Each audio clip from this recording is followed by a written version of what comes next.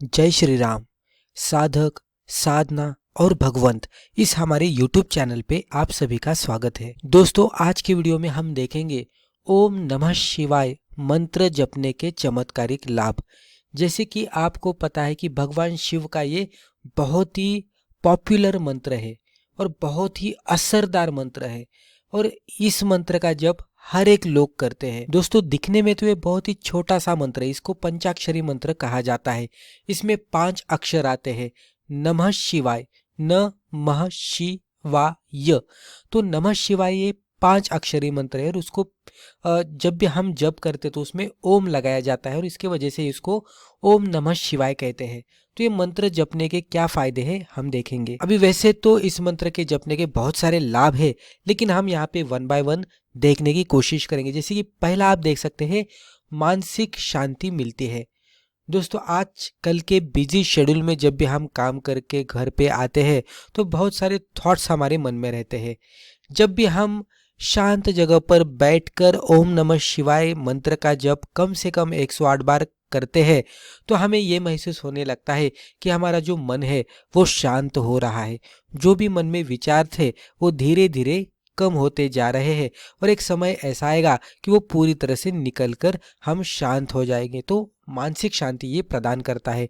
उसी के साथ चिंता, भय, क्रोध और तनाव, इससे हमें मुक्ति मिलती है। दोस्तों, आजकल के कलयुग में जब भी हम बाहर निकलते हैं, घर से बाहर जाते हैं, तो भी हमारे मन में कुछ विचार होते हैं, कुछ भय सा लगा रहता है, चिंता होती है। हमें भविष्य की चिंता होती है, जो भूतकाल में गुजर चुका है उसके बारे में भी हम विचार करते रहते हैं। तो जैसे जैसे मंत्र का हम जप करते जाएंगे तो कुछ ही दिनों में हम महसूस करेंगे कि चिंता, भय, क्रोध से हमें मुक्ति मिल रही है और उसी के साथ तनाव भी जब भी ज़्यादा रहता है तो अच्छे से नींद नहीं आती। तो हमें पता लगने लगेगा कि तनाव भी कम हो रहा है और रात में नींद भी अच्छी तरह से आ रही है। उसी के साथ एकाग्रता शक्ति में वृद्धि होती है और ध्यान में हम अच्छी तरह से उतर सकते हैं। दोस्तों, अगर हमें ध्यान में उतरना है तो उसकी जो सबसे पहले रिक्वायरमेंट होती है वो होती है कंसंट्रेशन। अगर हम अच्छे से कंसंट्रेट कर पाएंगे तो ही हम मेडिटेशन कर पाएंगे। तो पहले कंसंट्रेशन करना जरूरी है। अगर हम कोई थॉट्स लेकर बैठेंगे, विचार के साथ बैठेंगे, तो हम ध्यान नहीं कर पाएंगे। पहले हमें फोर्सफुली हमें पहले ध्यान ये रखना पड़ेगा कि हमें कोई तो एक चीज, या तो मंत्र, या तो नाम, या तो कोई भगवान, कोई भी एक हमारे सामने, हमारे आंखों के सामने, या तो अंतर चक्षु के सामने कोई तो एक ऐसी चीज होनी चाहिए कि जिसको हम देखें और उस पे ही कॉन्सेंट्रेट करें। तो जब भी हम मंत्र, पहले तो ये नहीं पॉसिबल होगा, लेकिन मंत्र का सहारा जब भी हम लेते हैं और धीरे धीरे मंत्र का जप करना शुरू करते हैं तो कुछ दिनों बाद हमें महसूस होने लगेगा कि हमारी एकाग्रता शक्ति बढ़ रही है, कंसंट्रेशन पावर बढ़ रही है। पहले तो जैसे कि मैंने कहा कि हम मंत्र भी जप करना शुरू करेंगे तो भी हमारे दिमाग में थॉट्स आने लगेंगे। तो पूरा निराकार पे ध्यान देते हुए ध्यान अगर हम करेंगे तो वो अच्छी तरह से नहीं हो पाएगा। तो उसके बजाय अगर हम कोई मंत्र लेंगे और उसके हिसाब से मंत्र जप करना शुरू करेंगे तो धीरे धीरे हमारी कंसंट्रेशन पावर बढ़ेगी और अल्टीमेटली हमारा मेडिटेशन भी अच्छी तरह से हो पाएगा। तो एकाग्रता शक्ति बढ़ाने के लिए भी हम इस मंत्र का इस्तेमाल कर सकते हैं और उससे हम आगे जाकर ध्यान में गहरे उतर सकते हैं। उसी के साथ नकारात्मक ऊर्जा का नाश होने लगता है। दोस्तों, हर एक मंत्र की अलग ऊर्जा रहती है, उसकी अलग पावर रहती है। मंत्र में उसके बीज अक्षर रहते हैं।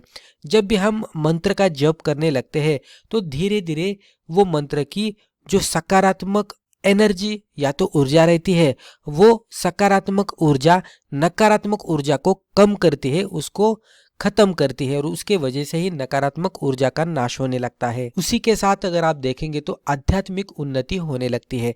जैसे जैसे हम ध्यान में गहरे उतरेंगे तो हम अध्यात्म की ओर चलते जाएंगे और हमें हर एक चीज़ों का धीरे धीरे पता लगता जाएगा, क्योंकि ध्यान में गहरे उतरने के बाद ही हम स्पिरिचुअल रूट पे चले जाएंगे और उसके हिसाब से हम सोचने लगेंगे।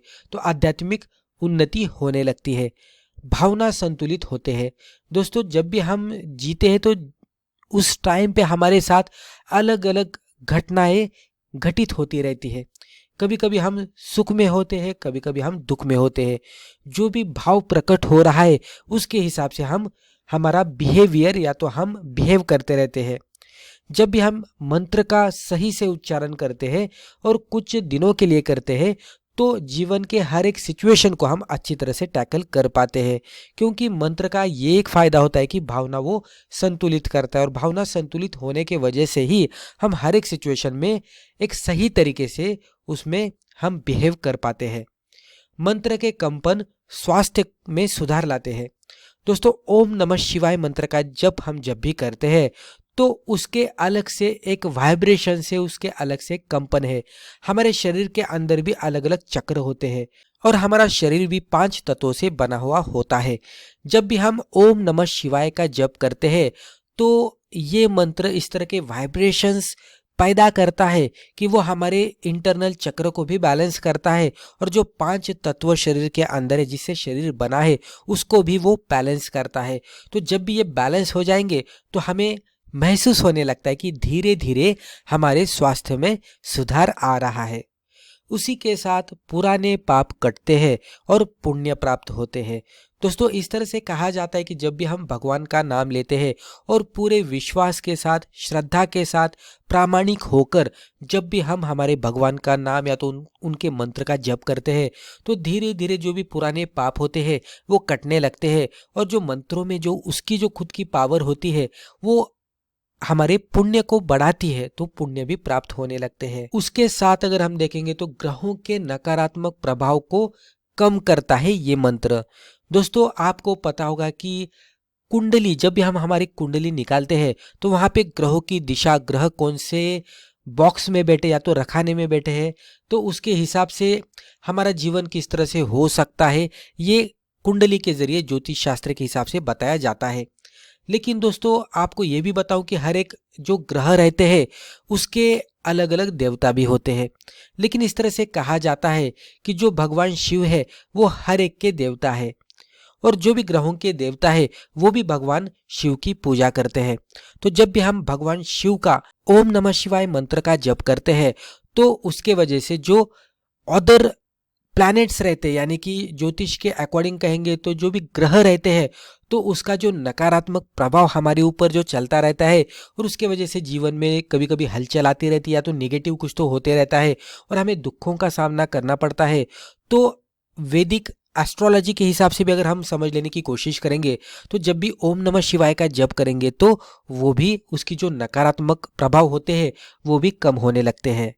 अभी हमारे आने वाले वीडियोस में हम ये भी समझ लेने की कोशिश करेंगे कि कौन से ग्रह होते हैं, उनके कौन से रिस्पेक्टिव मंत्र होते हैं और वो ग्रहों के देवता कौन होते हैं और उनके कौन से मंत्र होते हैं।